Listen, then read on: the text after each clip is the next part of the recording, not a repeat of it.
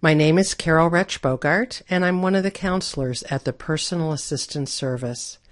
I'm going to be presenting on strategies for self-care for healthcare professionals. As healthcare professionals, we know that our own self-care is essential and should be a model of healthy practice. However, the truth is that many of us are so busy caring for others that taking care of ourselves is too frequently the last order of business. Nighttime TV talk show host David Letterman presents his nightly humorous top 10 list. In that vein, I've decided to develop a top 10 list of self-care strategies for healthcare professionals.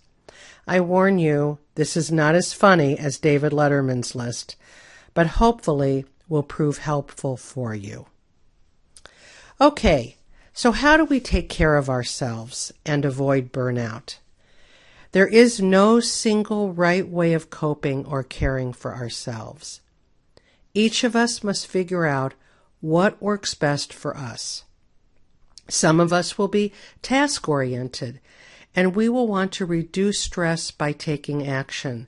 We might feel a sense of accomplishment by crossing things off our to-do list. Others will be more emotionally oriented and will prefer to deal with stress by dealing with feelings and finding social support. We might talk to friends or family or coworkers. And others of us will be more distraction-oriented by engaging in activities to take our mind off the situation. We might see a movie or read a book or watch a favorite TV show. Which are you? When we go through these top 10 list of self-care strategies, I want you to keep two things in mind. One, that each of you have many roles and wear many hats. Consider these strategies in your own life as an individual, as a friend, a family member, or as an employee, a colleague, and possibly a supervisor. And two, consider this presentation a smorgasbord of possible ideas. Pick one that resonates with you and give it a try. So, first strategy, put on your own oxygen mask first. The airlines tell parents to first put your own oxygen mask on and then help your children. This is an important point. What people forget is that doctors, nurses, respiratory and occupational and physical therapists, and medical technologists are people with the same emotions as everyone else. What attracts many to the healthcare field in the first place is a desire to help and assist others, a need to care. The issue is often that this caring of others gets in the way of caring for ourselves. An essential key in addressing the burnout issue is the realization that self-care will guard against professional burnout. It all starts, as does everything else, from a place of self-care. There really is no secret to self-care. In fact, most medical staff already know all the self-care habits and practices. Many of you, in fact, assist others in putting self-care practices in place.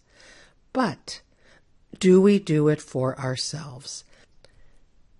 Are we being selfish to take care of ourselves first? It may seem that taking care of number one flies in the face of childhood lessons of modesty and humility. But if we don't take care of ourselves, what will we have to give others? Whether stress comes from work, family, or elsewhere, we know it's not good for our health. When it starts gaining ground in the form of headaches, insomnia, or disagreements, we need to make sure that we are taking care of basics, and this is strategy number 2. We know what these are. Get enough sleep. But do we do it? Sleep is the most natural stress reliever. Your body needs sleep to refresh itself, so practice good sleep hygiene. For example, avoid caffeine 4 hours before bedtime. And we know that we're supposed to drink 6 to 8 glasses of water a day. Don't get dehydrated. And eat healthy food. And eat with people you enjoy. Take a lunch break. Your body needs the fuel. Skipping meals can contribute to fluctuations in mood and low energy level. Good nutrition is part of a healthy lifestyle and a healthy brain, which Lord knows we need at work. Number 3, exercise regularly. We've all heard the recommendations for 30 minutes of daily aerobic exercise for a healthy heart, and we know that it helps our mental health as well. Research has shown that exercise can reduce stress as well as symptoms of depression and anxiety. The most important part is finding an activity that we actually enjoy. You might say, I don't have 30 minutes a day. Okay, just take a few minutes, and I really mean a few minutes, to stretch or walk outside and get some fresh air. Few of us would ever think of our workspace as a possible refuge, but even in the hectic realm of work, one could potentially find a few minutes of inner peace.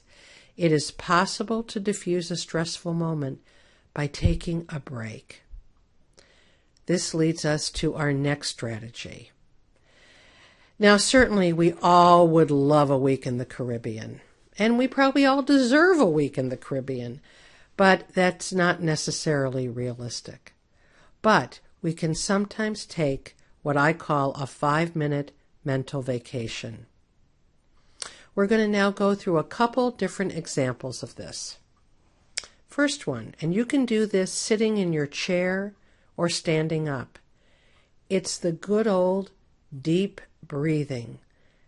Inhale and exhale, breathing in deeply and slowly 5 times. You'll feel better. Another one is visualizing a calming and peaceful image. So first, I want you to visualize your own personal paradise. And here's some examples, but think of what might be most desirable to you. Lying in the tall grass of a meadow with the breeze, or a sandy beach with the warm sun shining down on you, or sitting in a rocking chair on a porch looking at a garden or at the mountains, or sitting in a hot bubble bath with soothing music and candles lit. Now take your image, hold on to it, and breathe deeply and slowly as you immerse yourself in your peaceful place. Another one, muscle relaxation. Everyone clench your fists right now, real tight, and then relax them. Or clench your shoulders really tight and relax them, and progress from head to toe. Or shake out your body like a wet dog does from head to tail. You might not want to do that in the hospital hallway, however. And finally, stretch. I call this from sky to earth. Stretch your arms upward to the sky, reaching as tall and high as you can. And then bend over slowly, letting your arms gently hang down as close to the earth as you can. Okay, we're now moving on to number 5. Here we see the president and his family. Now, we've got stressful jobs, but President of the United States, very stressful. And we know that he enjoys spending time with his family. Research tells us that enjoying close relationships is the number 1 predictor of happiness. So I think Obama's got it right. Number 6, find time for enjoyable activities. Figure out what is fun to you. One person's enjoyment might be another person's boredom. And do one thing at a time. Multitasking can make us feel tense. Focusing on one activity, however, is calming and allows us to enjoy the experience more fully. Now, I'm going to mention a number of activities. See if one of these might be something you might like to do. Reading, knitting, drawing, painting, dancing, hiking, biking, traveling, fishing, cooking, gardening, swimming, journaling, walking the dog, dining out, looking at the stars, attending theater, concerts, sporting events, movies, church or synagogue, playing music, playing games, playing tennis, playing bridge. How about just playing? Picking an activity is one thing. Taking action is another. Passivity tends to make us feel worse. Choosing even a very small step is a mood enhancer and a stress reducer. For example, call a friend and plan to buy tickets for a show at DPAC. Just putting this on your calendar can make a difference. Number 7, laugh. Keep a sense of humor. A good laugh reduces tension, clears the mind, and brings people together. Number 8, building flexibility and resilience. Learn to accept the things you cannot change. We cannot fix everything. We cannot control everything. We might like to, but we can't. So we must keep expectations realistic. Know and respect your own limits. There are actually times to say no.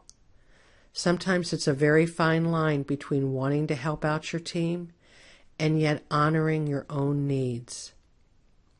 Recognize when you are hungry, angry, lonely, or tired. The first letter of these words, H-A-L-T, spells halt, and it's a good way of checking in with ourselves. So, if you're irritable or frustrated, take a closer look at halt. If H, hungry, grab an apple. If A, angry, breathe deeply and stretch. If L, lonely, grab a colleague and chat for just even a few minutes. If T, tired, well, maybe a little caffeine, and pledge to go to sleep early tonight. Ditch the perfectionism. Those who demand perfection create unrealistic demands and expectations that cannot be met in the world. If the bar is perfection, we will fail quickly and miserably. Perfectionism is the script for self-defeat, not success. Avoid seeing crises as insurmountable problems and try to keep things in perspective. We cannot change the fact that highly stressful events happen at work and in our personal lives. What we can change is how we respond to them. And finally, most of us resist change, but we must accept that change is part of living. Gandhi said, "We must be the change we want to see in the world." Well, let's take that notion and apply it to the workplace, which brings us to number 9. Be a good team member and be the colleague you would want to have.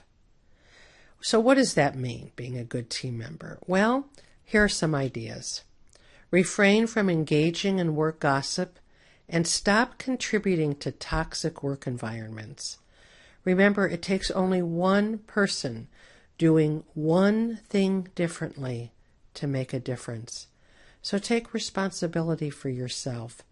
It's like you throw the pebble in the pond, but the ripples move beyond. Avoid sulking. Rather, let people know what you want. You may think your situation is obvious, but others do not have ESP. Communication is key, and yet there is a reluctance to say things aloud. The majority of problems could be resolved by all partners, be they spouses, colleagues, or work teams, if they talked openly and respectfully together. At PAS, I see many couples who somehow assume that by nature of being married for many years, they should be clairvoyant and know each other's thoughts. Well, it doesn't happen. And if spouses can't mind read, certainly coworkers cannot. Learn how to value yourself and praise others. Everyone wants to feel their contribution is appreciated. Does your team acknowledge and celebrate its efforts? And finally, drop the blame culture. How you perceive what happens in your world will very much determine how you feel. An optimistic outlook enables us to work towards what we want rather than worrying about what we fear. We all know that all work and no play can leave Jack or Jill burned out. But all play and little work leave the work team burdened and resentful. So this leads us to our number 10 strategy. Keep your balance. Balance is kind of a buzzword these days. Everyone's talking about balance. But what is balance?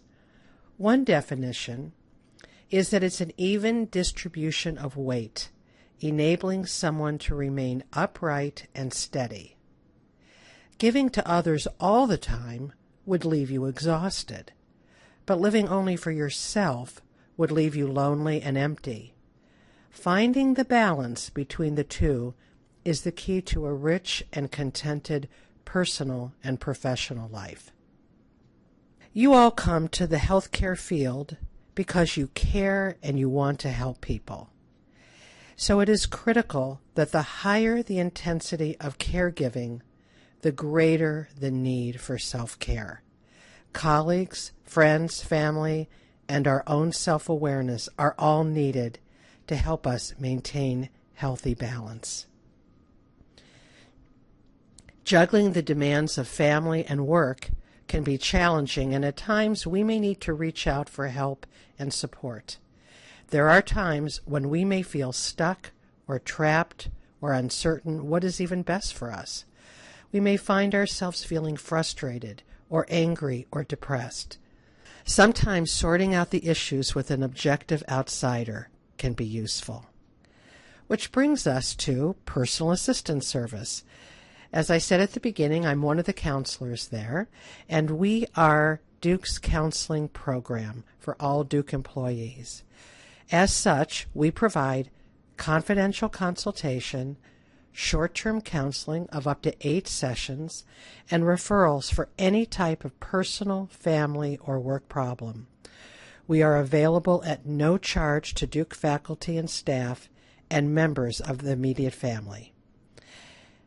The next slide will give you contact information and hope that you'll think about using us if the need presents. I hope that this top 10 list has provided you with ideas for your own self-care. Now, everyone, go take care of yourself. Thank you.